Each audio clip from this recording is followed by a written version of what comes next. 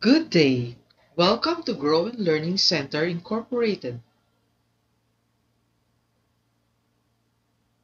The school's mission and vision are quality education and values formation. We focus not only in the children's academic growth and development, but also in the formation of good moral values. Now let us discuss the school's policies and guidelines. For admission requirements, you need to submit the child's report card from his previous school, a copy of birth certificate, and early childhood care and development certificate for incoming grade 1. Failure to disclose any pre-existing medical condition, whether physical, mental, or behavioral, may result to the school's refusal to admit the pupil. Data privacy. By filling out the pupil's info sheet and providing the school of the pupil's and parents' personal data, you agree to the collection, use, and processing of the personal data in accordance with this policy. All information collected from the pupils will be treated with confidentiality and integrity and will only be used for school and Department of Education purposes. This will also include the use of photos and videos for documenting the school's activities, publishing of school paper, yearbook, class picture, and announcement of winners from various contests. CCTV footages will only be used to aid an investigation regarding disciplinary issues. Schedule of fees. Tuition fees are payable in cash or through monthly basis. Monthly payments may be paid any day of the month. However, no grades will be released to those who fail to pay before the scheduled date of distribution of cards. We give discounts for siblings. 1,000 tuition fee discount will be given to the second enrollee from the same family, and 1,500 tuition fee discount will be given to the third enrollee from the same family. No refunds will be given after payment has been made.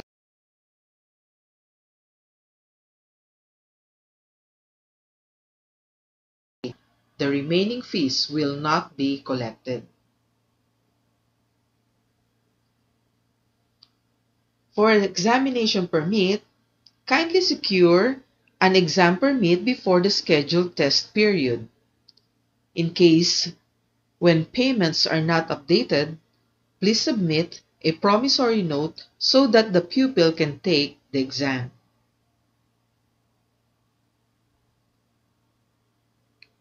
For outstanding balance, please settle before the end of the school year.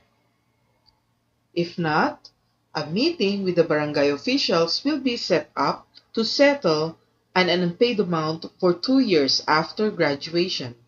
In case no settlement is reached, a complaint will be filed in court for small claims. There will be extra fees to be collected for class picture, field trip, which is non-compulsory, Christmas party, and graduation.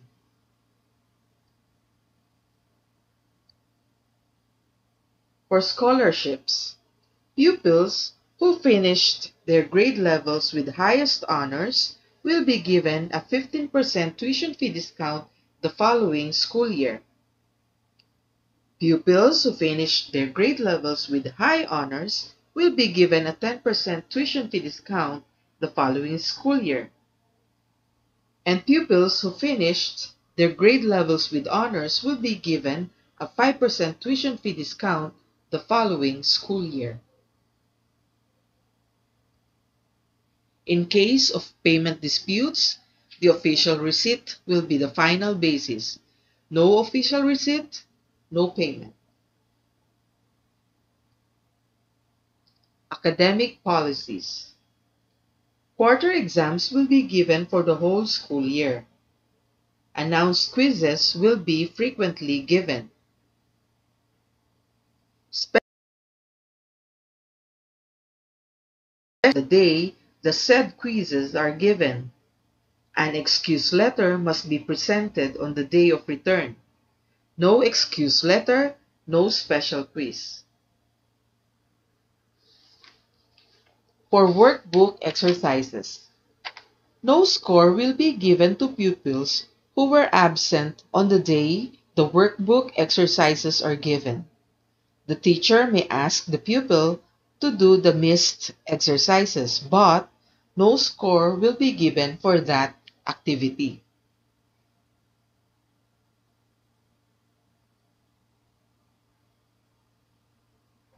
The pupil is responsible to update his lessons and copy the assignments given during his absence. Any school material, project, or assignment left at home will not be accepted at the gate anymore. The pupil may submit on the following day, but with grade deduction for being late.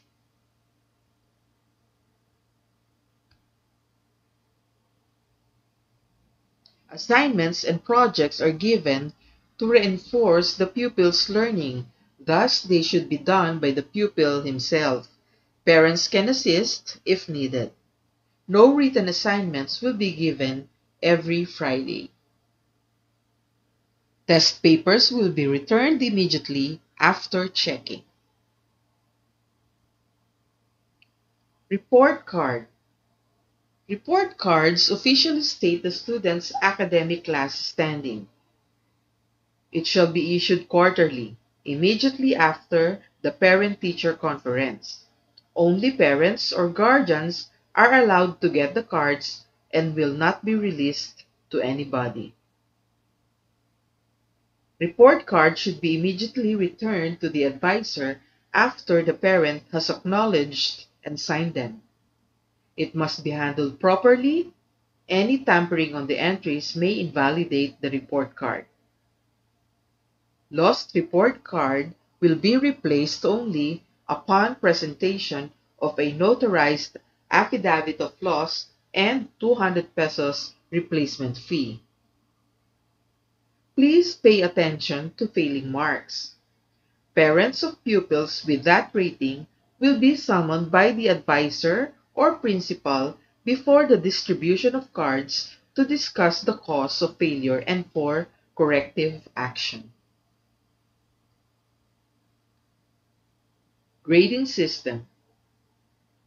The K-12 Basic Education Program uses a standards and competency-based grading system. All grades will be based on the weighted raw score of the learner's summative assessments. The minimum grade needed to pass a specific learning area is 60, which is then transmuted to 75 in the report card. Learners are graded on written work, performance tasks, and quarterly assessment every quarter. These three are given specific percentage weights that vary according to the nature of the learning area. So for language, reading, Araling Panlipunan, ESP, or GMRC, the percentage given for the written work is 30%, 50% for performance tasks, and 20% for the quarterly assessments or the quarter examinations. For science and math, 40% is given for the written work, 40% for performance tasks, and 20% for quarterly assessment.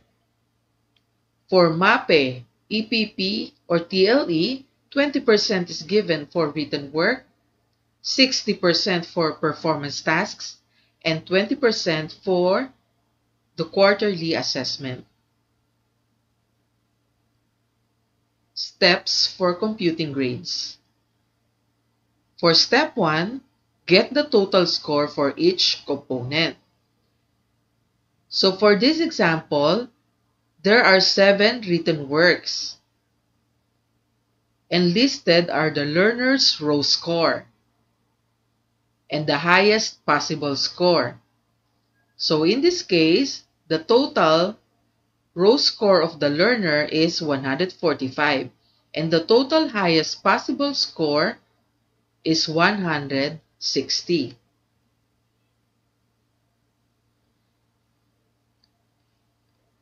For the performance task, there are 6 performance tasks given and the total row score is 100 while the highest possible score is 120. And for the quarterly assessment, the learner's row score is 40, while the highest possible score is 50.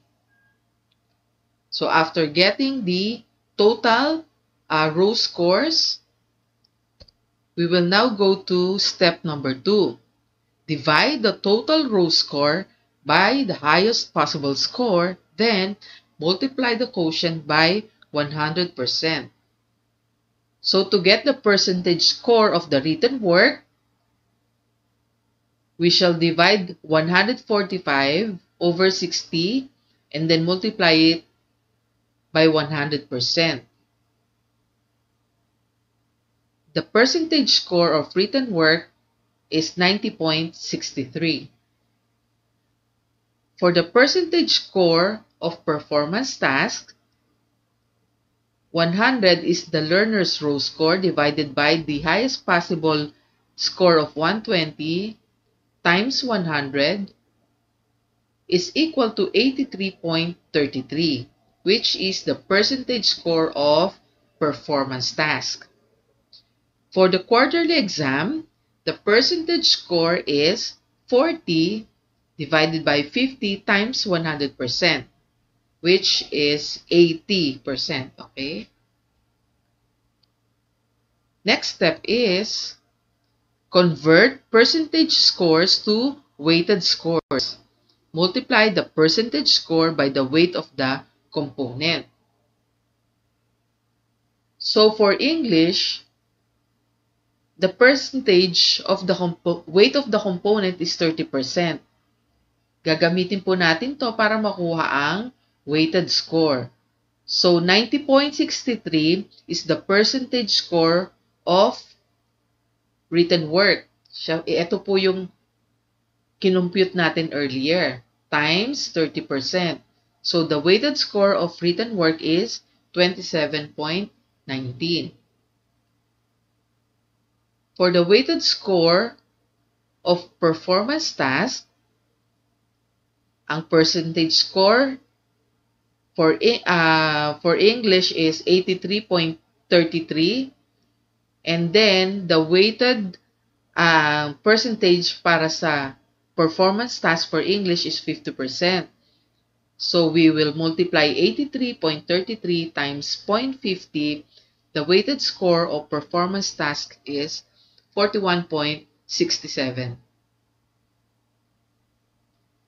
For the weighted score of quarterly assessment, ang weight ng component for quarterly assessment is 20%. So to get the weighted score, ang percentage score natin earlier is 80 times 0.20 is equal to 16.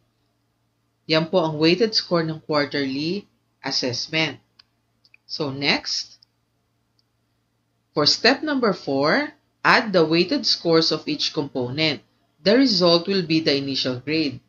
So we will add the written work, performance task, and quarterly assessment weighted scores. Ang total po nito ay 84.86.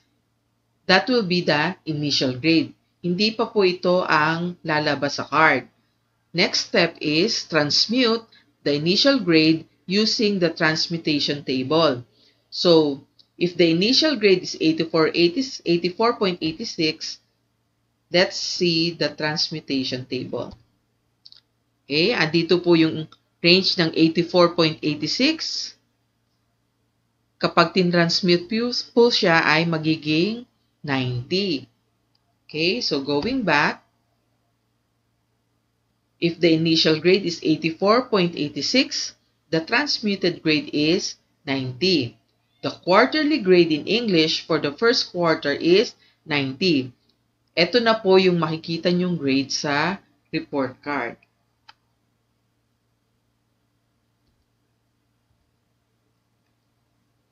Steps for computing the grades in MAPE. The individual grades are given to each area, namely music, arts, physical education, and health. The quarterly grade for MAPE is the average of the quarterly grades in the 4 areas. So, i-add po natin yung quarterly grades ng music, arts, PE, and health, and then divide it by 4. Yun po yung magiging grade for MAPE. The average of the quarterly grades produces the final grade. So to get the final grade by learning area, we will just add the first quarter grade plus second, third, and fourth quarter grades divided by 4. The final grade in each learning area and the general average are reported as whole numbers. Okay, so this is the example of a report card. So, ito po yung list ng learning areas. And then, these are the grades per quarter. And then, the final grade. Ito po yung sum ng first hanggang fourth quarter divided by 4. Ito po yung final grade niya. Then, to get the general average, i-add po natin itong final grades. Tapos, kukunin po natin yung average niya to get 86.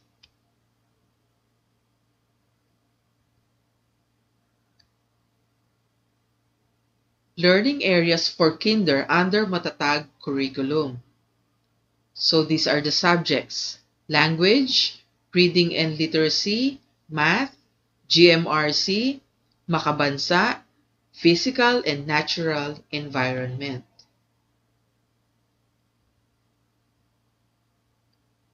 For grade 1, the learning areas under Matatag curriculum are language, reading and literacy, math, GMRC, and makabansa. For grade 4, the learning areas under Matatag curriculum are English, Filipino, math, GMRC, Araling Panlipunan, science, MAPE, and EPP.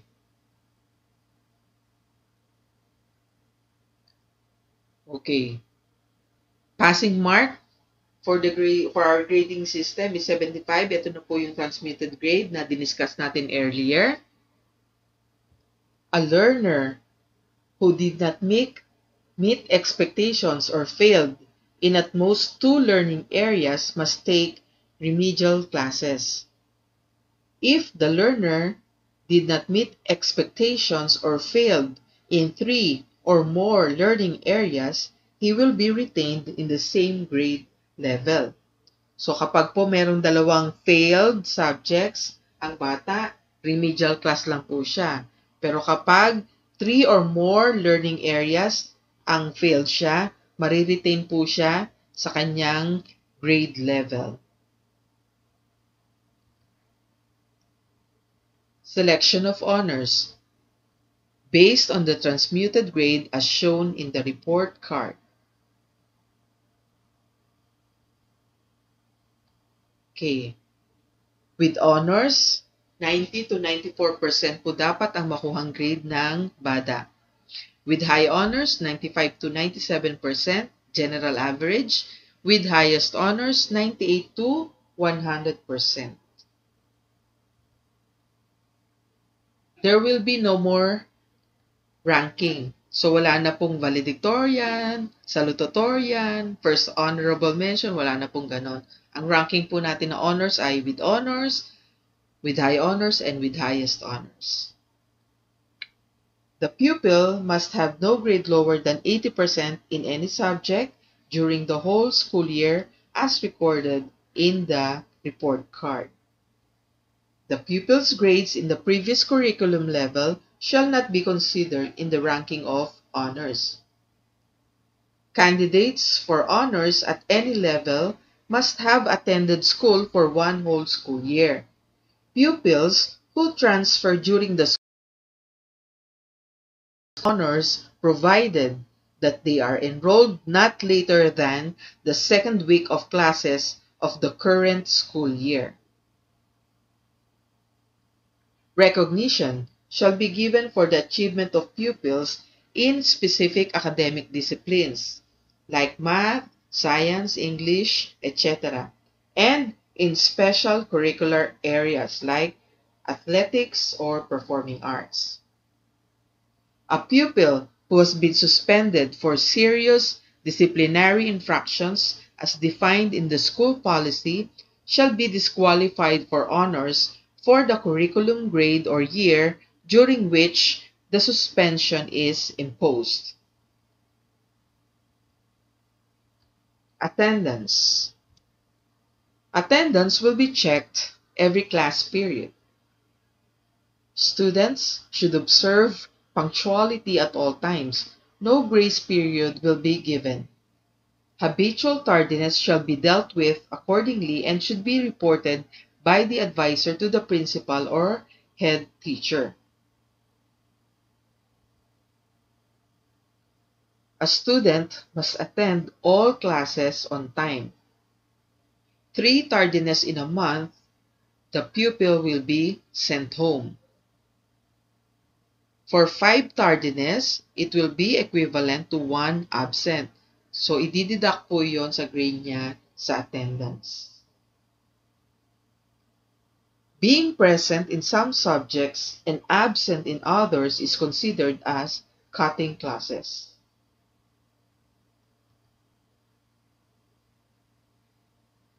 Absences. Parent or guardian is required to notify the school if his child will be absent for a day.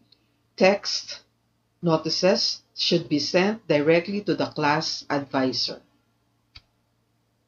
An excuse slip signed by the parent or guardian or a doctor's certificate will be required in case of 3 or more days of absence. This should be sent to the advisor upon the student's return to school. And in case po na ang bata ay magkaroon ng mumps, ng beke, ng chickenpox, or any disease na nakakahawa, we highly recommend po na huwag nang papasukin ng bata para hindi na po mag-spread yung virus, and please present a doctor's certificate upon return. Pupils whose unexcused absences total 20% of school days will not be admitted and considered dropped from the school's roster of pupils. Identification cards. Identification card will be issued as proof of enrollment for each pupil and must be worn while in the school premises. So no ID, no entry, no borrowing of ID. Please do not use the pupil's old ID. And in case of lost or damaged ID, please report it immediately. We will also issue fetcher's ID for the pupils para po i-release lang ang bata sa mga authorized fetcher nila. Uniforms. The daily uniform for Monday to Thursday will be white blouse and green skirt for pre-kinder to grade 6 girls, and then white polo and green shorts for pre-kinder to grade 3 boys. For grade 4 to grade 6 boys, your uniform will be white polo and black pants. Everyone should wear white socks and black shoes. For PE, every Friday, the uniform will be the yellow shirt and jogging pants, and please wear rubber shoes. Open-toed sandals are not allowed. Reminder, long and dyed hair for boys is strictly prohibited. Communication. All assignments will be written in the assignment black notebook. For academic concerns, any academic concern should be directed to the head teacher. Concerns about assignments and projects should be directed to the subject teacher. Sila po kasi ang nakakaalam ng mga details and pages ng mga assignments na binibigay nila. Text messages and phone calls will only be entertained from 6 a.m. to 6 p.m. Monday to Friday. No concern will be entertained if sent through anonymous text.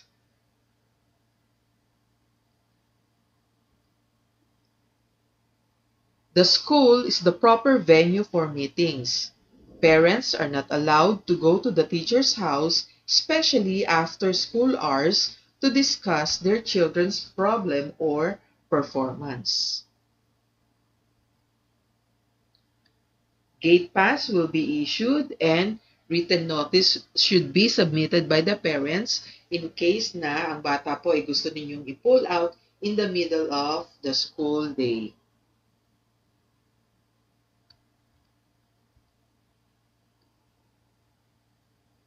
In case of emergency, the parents will be immediately notified through phone calls or text messages. Suspension of classes. Classes will be automatically suspended when storm signal number 1 is raised by Pag-asa. All announcements will be sent through text messages, messenger, or will be posted in the school's official Facebook page in case of sudden suspension of classes. Please provide updated telephone numbers so that communications will be immediate in case of emergency. If a new cell phone number is being used, kindly identify yourself at the end of the text message.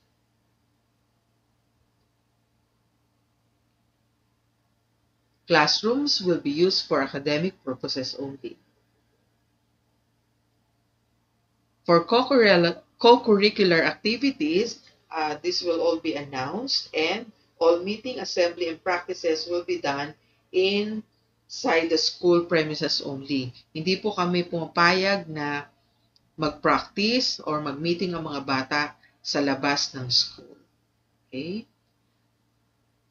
We also avoid requirements of expensive costumes. Di po kami nagpapabili ng mga costumes na mamahalin. So in case po na kailanganin ng costumes, usually these are very cheap and pwede pong hiramin sa mga friends or neighbors.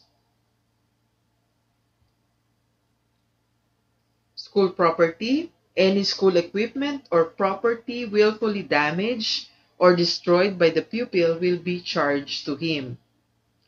In case of loss or damage, the school will not be liable for any valuable item brought to the school by the pupil which is not intended for any school use.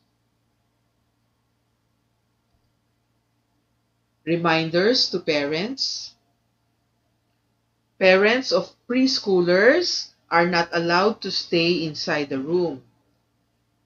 Parents will only be allowed to enter and stay inside the school premises or the waiting area for 3 days, starting on the first day of school. Parents or visitors are not allowed to enter classrooms to talk with the teacher before or during class hours, except in emergency cases. Parents are strictly prohibited to lend money or give special favors to the teachers and non-teaching personnel.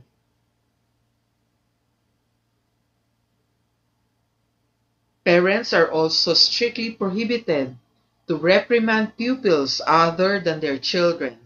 Concerns should be directed to the teacher or the principal. Packed snacks should be labeled properly before being accepted at the gate. and no junk foods are allowed. Paki-label po ng pangalan ng bata dahil minsan pare-parehas po yung mga snack bags ng mga bata. So, mas maigi po na may pangalan siya para hindi naliligaw.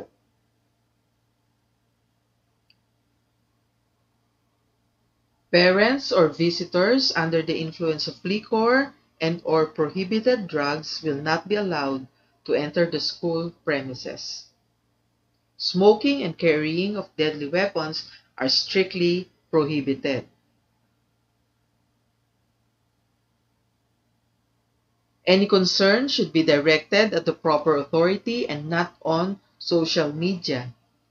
Let us maintain respectful exchange of communication in group chats and other social media platforms.